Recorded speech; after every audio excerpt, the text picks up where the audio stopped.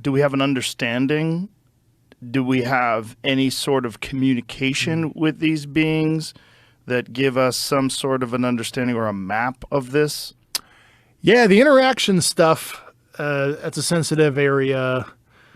There were multiple very senior people that were concerned about talking about that kind of stuff with me. I mean, that is certainly, as nuts as it sounds, that was a real subject of conversation. Even it sounds like something out of like Star Trek First Contact. But it doesn't if you have vehicles. Yeah. Well, yeah, so it's like once you realize the phenomenon's real, then you realize we've recovered artifacts and, biologics or, dead pilots, if you will, even though it's, kind of creepy to even think about that in your worldview. You don't think they were ever, alive sometimes too, right? And I'll leave it at that only because that is something, the president and his cabinet need to disclose this in a controlled manner. Going back to that amendment, I'm not here to, push the subject in an improper way. And that sounds like, why don't you just do it, Dave? I'm like, there's a lot of secondary and tertiary ramifications socioeconomically, theologically, our relationship geopolitically with our allies and adversaries. This is not rip off the Band-Aid and it's simple.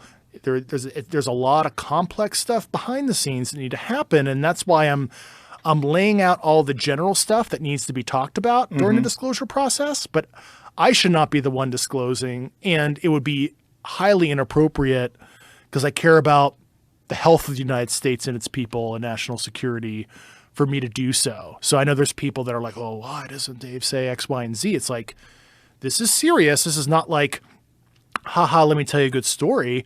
I'm a serious guy. I ruined my fucking career doing this. I was going to make lieutenant colonel in the Air Force this winter. I was on track to be, a flag officer equivalent civilian in my career. I spent 18 years in uniform, if you count the cadet time, right? My whole adult life was serving as an intel officer. But I wanted to see, and I'm 36, right? Older millennial. I wanted to see change.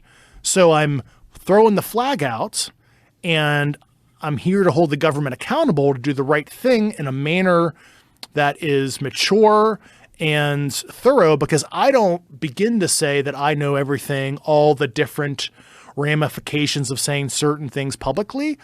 I don't know all the answers to that. And that's why I have to be careful, because I don't even know, I'll call it, collateral damage effects, to use kind of a military term, what may happen if certain things in detail that are revealed that I might not know the ramifications thereof because there's something that I'm not privy to. So this is like this is not like a fun situation. This is like humanity changing, hopefully in a good way, but this is like,